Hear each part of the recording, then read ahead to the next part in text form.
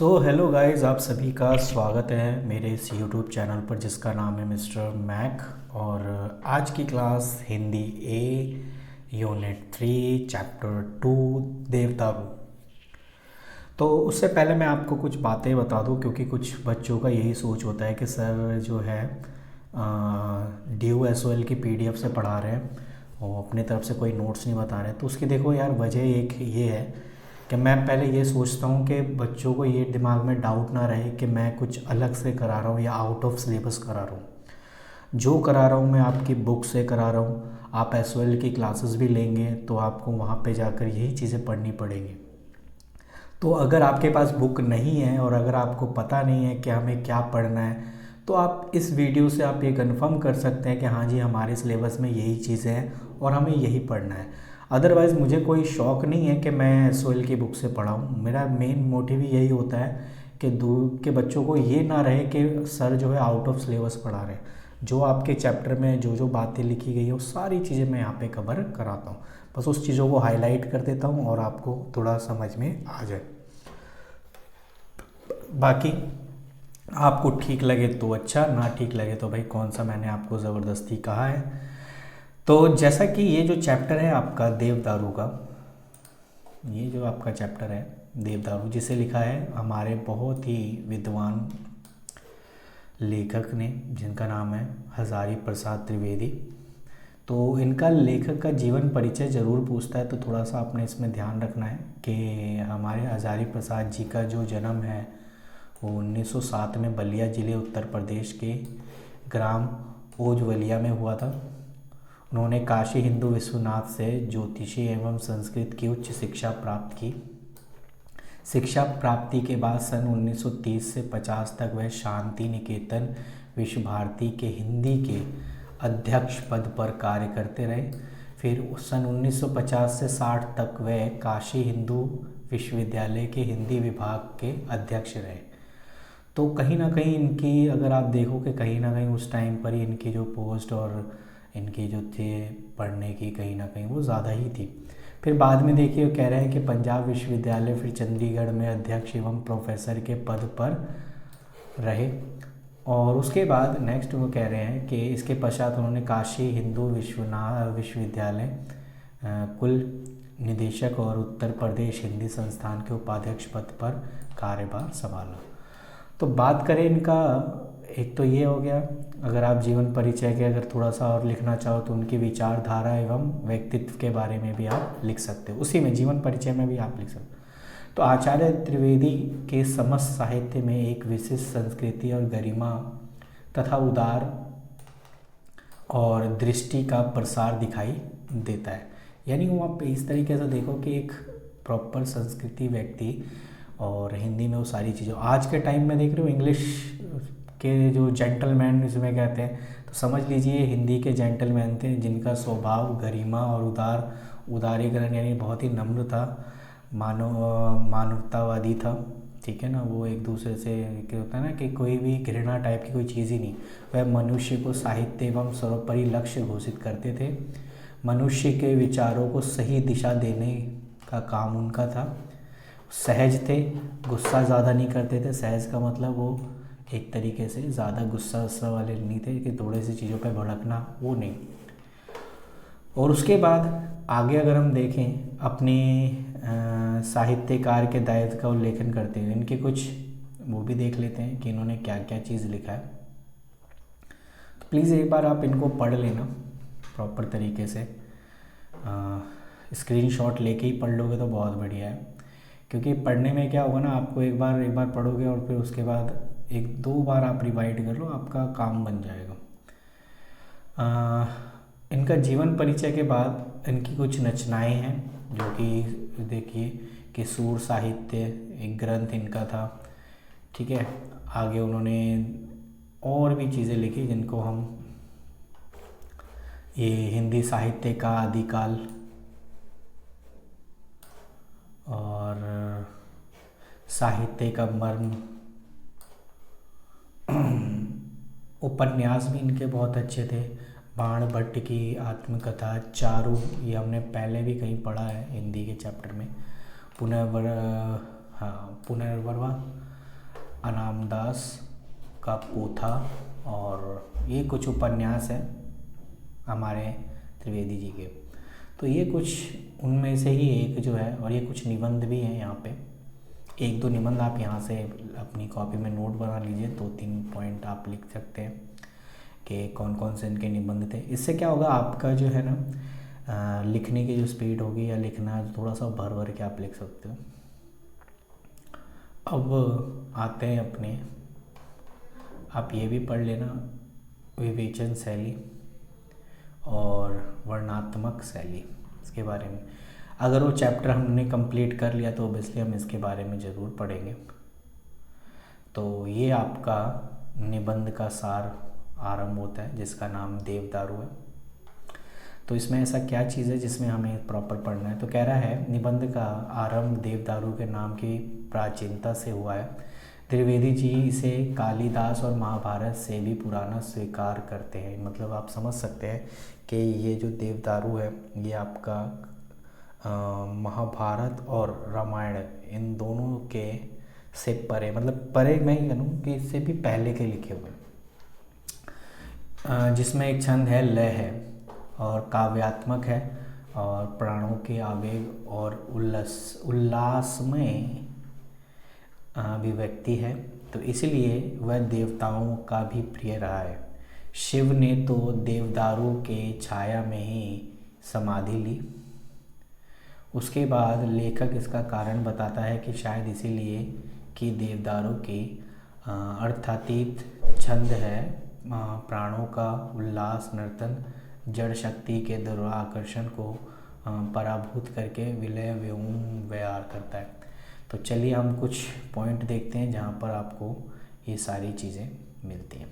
द्विवेदी जी तांडव नृत्य की व्याख्या करते हैं। शिव के द्वारा उल्लास तरीके में किए गए उद्यम नृत्य को उनके शिष्य तंडु मुनि ने याद कर लिया। बाद में उन्होंने जिस नृत्य का परिवर्तन किया उसे तांडव कहा गया। इस नृत्य में रस भाव विवर्जित होता है। ब्रह्म प्रकृति के दुर्वार आकर्षण को छिन्न करने का उल्लास देवदारू प्रकट करता है। मतलब आप ऐसे समझ सकते हैं कि इसमें जो भी नृत्य में रस भाव का, यहाँ से अगर आप देखें, प्रति के दुर्वार आकर्षण को छिन्न करने का मतलब समझ रहे हैं आप यहाँ पे, कि छिन्न करने का मतलब है कि उस चीज़ को अलग अलग कर देना, ठीक है ना। तो इसी में देवदारू को, मतलब देवदारू में इसी चीज़ का उल्लेख किया गया। तो प्रकृति के असंयत बिखराव को अनुशासित करने का उल्लास शिव की समाधि में दिखाई पड़ता है। दोनों में एक ही छंद है। त्रिवेदी जी इस तुक कहते हैं, ठीक है ना। चलिए, तुक यानी अर्थ। तुक अर्थ में रहता है, और आधुनिक आलोचक कविता में जिस अर्थ के लय की बात करते वह लेखक को मान्य नहीं, क्योंकि तुक अर्थ में मिल सकता है लेकिन लय में नहीं। देखिए, तुक क्या होता है? तुक का मतलब है अर्थ, कि हम कोई भी बात बोल रहे हैं तो उसका एक अर्थ होना चाहिए। और लय का मतलब क्या होता है? लय, आपने गाना सुना है या आप कविता सुनते हो तो लास्ट में जो आपका आता है ना, कि इससे लास्ट का वो तुक नहीं मिल रहा है, ठीक है ना। तो वो कहने का मतलब यहाँ पर ये है कि जो लय है वो अलग होता है और तुक अलग होता है, ठीक है ना। ये यहाँ पे कहना चाहते हैं। महादेव शिव के अंदर और बाहर का तुक मिलाने के लिए देवदारू का चुनाव किया, और जैसे ही तुक बिगड़ा अनर्थ हो गया। महादेव की समाधि भंग हो गई, किंतु देवदारू तो निराकाठ बना रहा, और निर्वाकार, जिसका कोई आकार नहीं होता उसे निर्विकार है। शिव में मनुष्य भाव था, इसलिए वह मनुष्य की भांति विकारग्रस्त हुए। वह देवता होते हुए मनुष्य थे, इसलिए महादेव हुए, ठीक है। देखिए हमारे महादेव जी के बारे में किस तरीके से बातें किए, कि वो देवता तो थे लेकिन एक मनुष्य के रूप में इस चीज़ों को स्वीकार करते थे, इसलिए इन्हें महादेव, ठीक है, कहा गया। देवदारू निर्विकार रहा, इसलिए महावृक्ष ना बन पाया, ठीक है। देवदारू बन गया। महावृक्ष में सार्थकता होती है, वनस्पति की मर्यादा है, जिससे देवदारू चूक गया। मतलब मान के चलिए कि ये जो देवदारू था ये वो एक बड़ा वृक्ष नहीं बन पाया, वो एक छोटा वृक्ष बनकर रह गया। और कहीं ना कहीं ये वनस्पति की मर्यादा है जिससे देवदारू चूक गया। उसके इस चूक जाने की पीड़ा मनुष्य की है, देवदारू को उससे क्या लेना देना। पर्वत पर देवदारू वृक्षों की सोपन परंपरा की शोभा मोहक होती है, इतनी मोहक कि अन्य वृक्ष अस्तित्वहीन से ही हो जाते हैं। चारों ओर विशाल देवदारू दिखाई दे। आपको पता है ना देवदारू होता है क्या है, सारी कहानी तो हमने पढ़ ली है। एक वृक्ष का नाम है, आप सर्च कर सकते हैं गूगल पे। और ये ज़्यादातर ऐसी जगह पाई जाती है जहाँ ठंडी होती है। ये हम प्रॉपर साइकोलॉजी के तरफ से देखते हैं। तो उनकी ऊंची फुनगियों से आदमी लुढ़के तो हज़ारों फीट नीचे जा सकता है, किंतु ऐसा तो लगता भर है। जो लगता है यदि वही हो जाए तो अनर्थ होता है, इसीलिए लगने में अर्थ नहीं होता। देखिए कह रहे हैं कि इनका मानना ऐसा होता है बट एक्चुअली में होता नहीं है, ठीक है ना। जैसे यहाँ पर ये कहानी बोली है ना कि उनकी ऊंची फुनगियों से आदमी लुढ़कते तो हज़ारों फीट नीचे जा सकता है, किंतु ऐसा तो लगता भर है। सिर्फ लग रहा है बट लोगों की सोच होती है तो उसमें हम क्या कह सकते हैं। त्रिवेदी जी के अनुसार अर्थ वास्तविकता है और वास्तविक जगत की सच्चाई है। लगता है सो मन का विकल्प है और इसी के अंतर्गत स्प्रा मात्र है, छंद है, ठीक है। दोनों में कहीं ताल तुक मिल जाता तो कहीं बात होती, नहीं मिलता यह खेद की बात है। ताल तुक मिलना अर्थ है, ना मिलना अनर्थ है। मतलब ये कहते हैं ना कि अभी जो हम यहाँ पे पढ़ रहे थे कि ऐसा होता है तो उसकी ऊंचाई से गिरने से वो हज़ारों फीट जाता है, तो वो एक सोच है और ज़रूरी नहीं कि वो सच हो। तो यहाँ पर उसी के बारे में कहा गया है। प्रत्येक व्यक्ति को कुछ ना कुछ लगता है, ठीक है, लेकिन सबका लगना अलग अलग हो सकता है। बिल्कुल किसी की कोई सोच हो सकती है, कोई कुछ भी अपने तरीके से सोच सकता है, लेकिन ज़रूरी तो नहीं ना सबों की सोच एक जैसी हो। हाँ कुछ जगह हो सकती है, सबकी अपनी अपनी भावना है, हर कोई कुछ ना कुछ सोच सकता है। तो इस अवस्था में जो सबको लग सके, सबको लगे उसमें अर्थ है, और जो एक को लगे बाकी को ना लगे उसमें अनर्थ है। हाँ कवियों का लगना प्राय रचनात्मक और विशेष हो जाता है। देखो एक कहावत है कि जहाँ ना पहुँचे रवि वहाँ पहुँचे कवि। रवि मतलब सूरज, यानी जहाँ सूरज की रोशनी नहीं पड़ती है वहाँ पर कवि की जो भावनाएं हैं वो पहुँच जाती है। तो हम कह सकते हैं कि यहाँ पर कह रहा प्रत्येक व्यक्ति को कुछ ना कुछ लगता ही है, लेकिन सबका लगना अलग अलग होता है। इस अवस्था में जो सबको लगे उसमें अर्थ है, और जो एक को लगे बाकी को ना लगे उसमें अनर्थ है। लो जी। और हाँ कवियों का लगना प्राय रचनात्मक और विशेष हो जाता है। कवि का लगना सबका लगना है, क्योंकि कवि जो भी बोलता है, हम शायरी वायरी देखते हैं तो कहीं ना कहीं वो ऐसी शायरी पढ़ते हैं जिनका लगता है कि हाँ जी ये चीज़ कहीं ना कहीं मुझसे ताल्लुक़ रखता है, ठीक है ना। तो इसलिए हम ये कह सकते हैं कि भाई ये यार शायरी बड़ा अच्छा करता है यार, ये दिल पे लग जाती है इसकी जो भी शायरी। उसकी वजह यही होती है कि कवि जो भी अपनी भावनाएं रखता है वो कहीं ना कहीं किसी ना किसी से लिंक करता है, और कहीं ना कहीं वो सच भी होता है। यानी जो सबको लगे वह अर्थ है, और जो एक को लगे वो अनर्थ है। बात खत्म यहाँ पर। कि ज़रूरी नहीं, अब जैसे अगर हर चीज़ मैंने कहा कि प्यार मोहब्बत धोखा है, ठीक है, अब आप सारे में से 90 लोगों को ये चीज़ लगती है कि हाँ बिल्कुल है, 10 लोगों को नहीं लग रही, तो ज़्यादा से ज़्यादा लोगों को लग रही है तो कहीं ना कहीं हम ये कह सकते हैं हाँ बिल्कुल इसका अर्थ है। लेकिन अगर सिर्फ एक ही को लग रही है, सबको नहीं लग रही, तो हम वहाँ पे कहेंगे वो अनर्थ है, भाई रहने दे, बेकार बोल रहा है, तो ऐसा कुछ नहीं होता। तो सोच सोच की बात है, कहीं ना कहीं उस चीज़ को हम देख सकते हैं। देवदारू के अनेक रूप होते हैं, उनकी अपनी विशेषताएं होती हैं। द्विवेदी जी इस व्यक्तित्व की विशेषता कहते हैं, किंतु समाज में व्यक्तित्व का महत्व नहीं है। यहाँ सब एक ही जैसा दिखने की परंपरा है, ठीक है। वर्षों से जाति देखते आ रहे हैं, व्यक्तित्व देखने की आवश्यकता उन्हें पड़ी ही नहीं। जाति आसानी से पहचान बना लेती है, व्यक्तित्व को जानना उतना सहज नहीं है।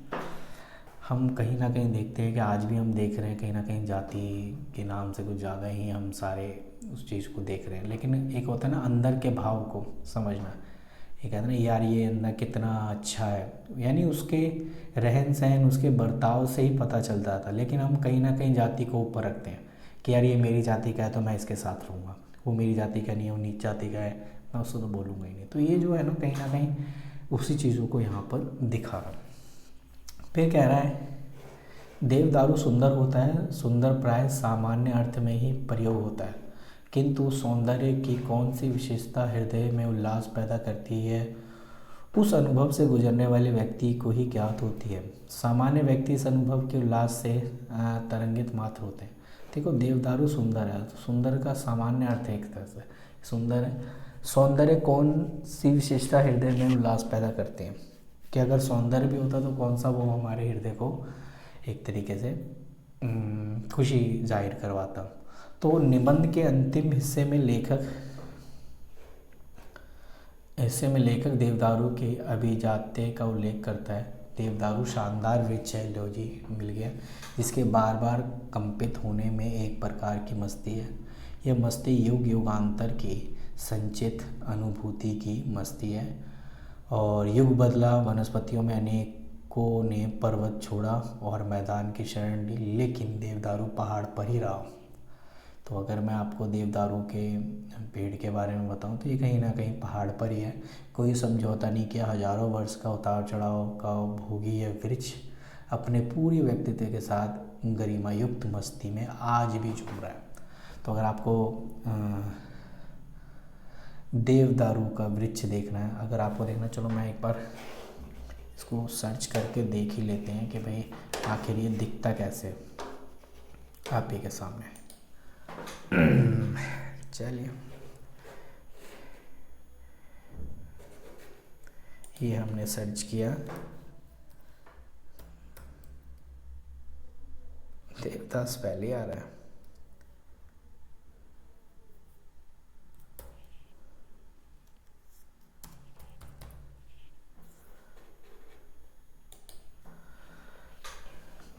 देखिए ये है वो पेड़, इस तरीके का दिखता है और ये ज़्यादातर पहाड़ में है।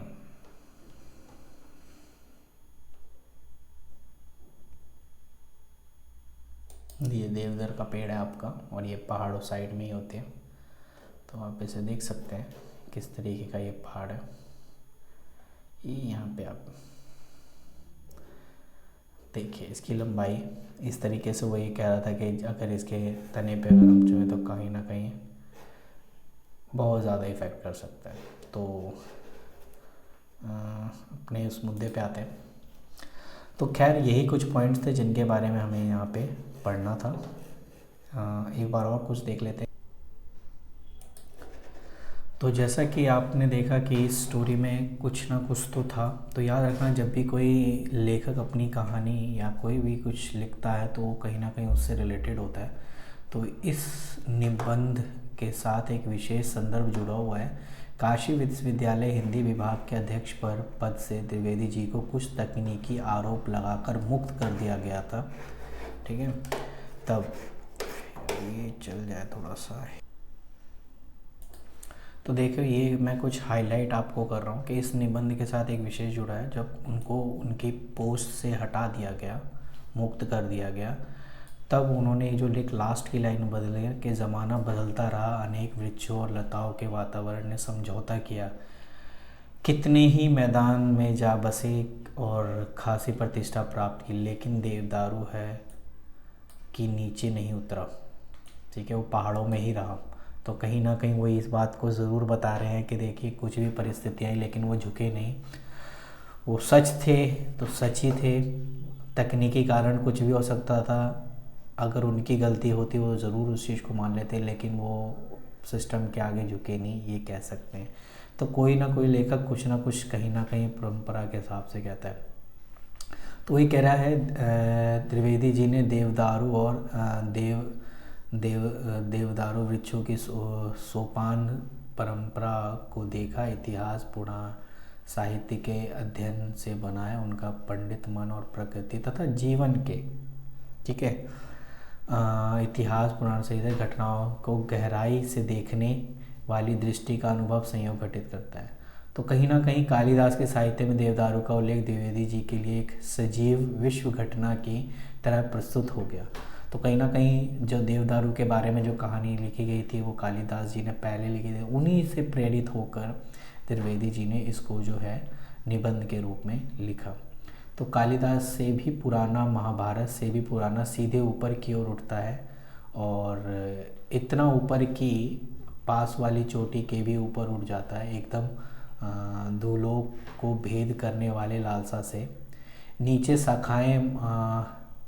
शाखाएं मत्यलोक को अभयदान देने की मुद्रा में फैलती चली जाती है।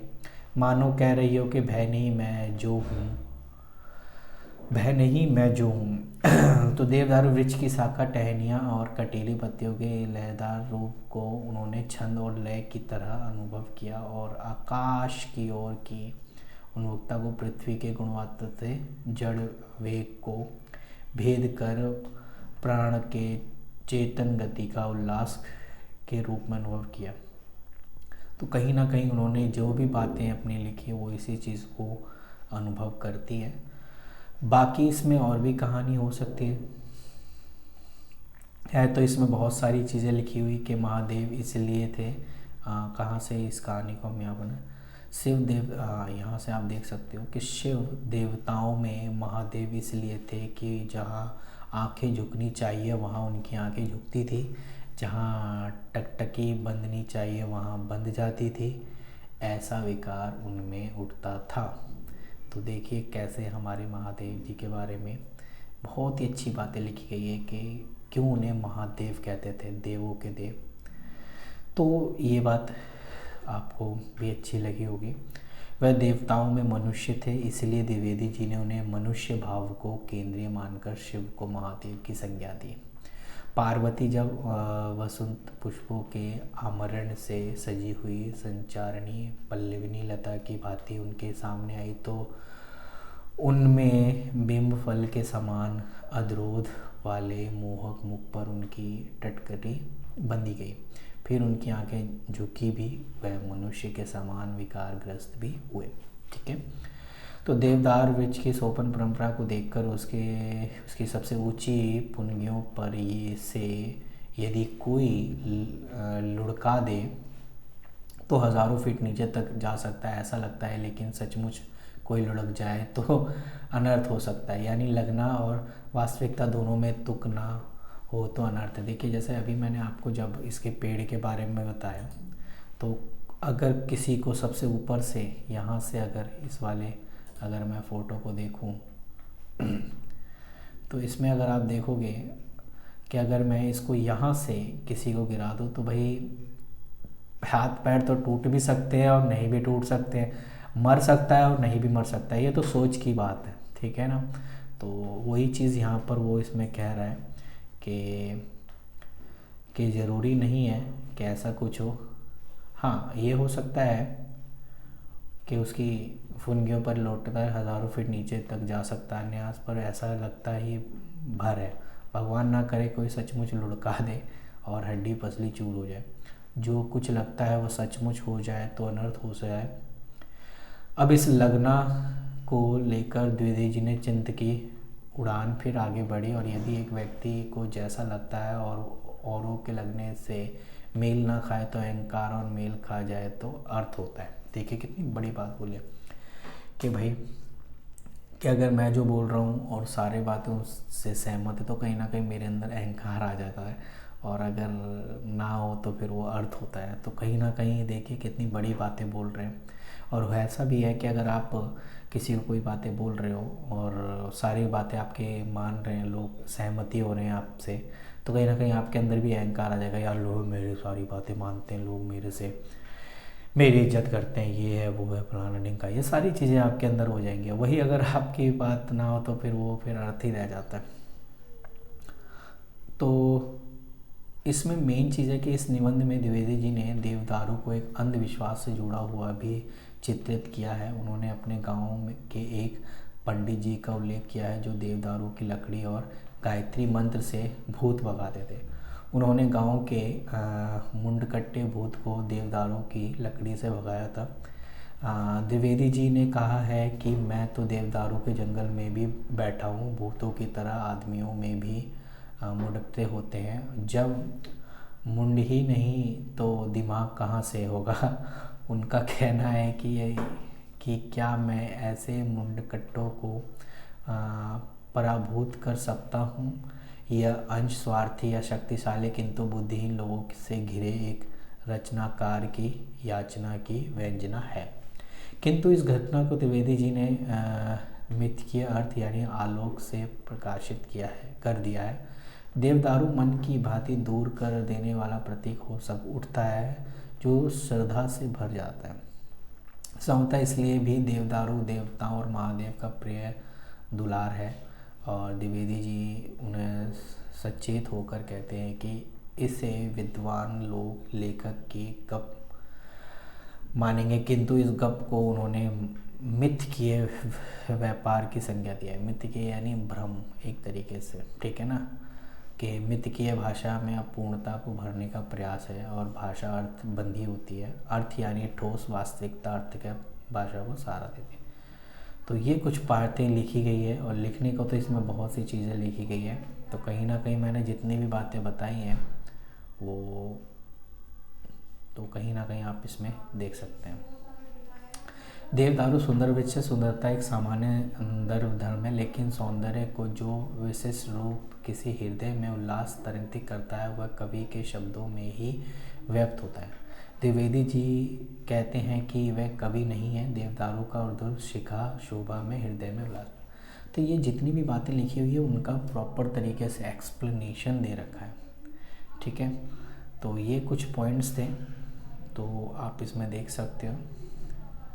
तो ये मैंने थोड़ा सा आपको इसका निचोड़ बताया है और उन्होंने व्याख्या भाग ये है, कुछ ना कुछ इसमें उन्होंने कुछ पॉइंट्स लिखे होंगे जिनको हमें अगर आपने भी इसका प्रॉपर तरीके से देखना है तो आप एक बार चलो इसका स्क्रीनशॉट आप ले लीजिए ताकि हाँ ये रहा, ये संदर्भ लिखा है और ये इसकी व्याख्या लिखी हुई है। तो प्लीज़ आप इसको एक बार रीड ज़रूर कर लेना। तो ये आपका चैप्टर फिनिश होता है। जो थ्योरिकल पार्ट से थोड़ी बहुत अंडरस्टैंडिंग तो हुई होगी, इतना नहीं है कि कुछ नहीं हुआ। अगर आपको आपके पास बुक नहीं है तो आप इससे पढ़ ही सकते हो, और अगर आपके पास बुक है तो एक बार आप भी रीड करना, तो कहीं ना कहीं आपको और थोड़ा समझ में आएगा। तो ये वीडियो इस चैप्टर के रिगार्डिंग यहीं तक थी।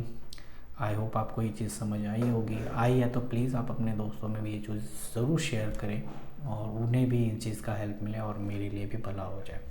बाकी आपकी इच्छा, आप करो या ना करो। तो मिलते हैं आपसे एक नए चैप्टर से और तो ताकि उसमें भी आपको अच्छे से समझ में आए। तो मिलते हैं, थैंक यू।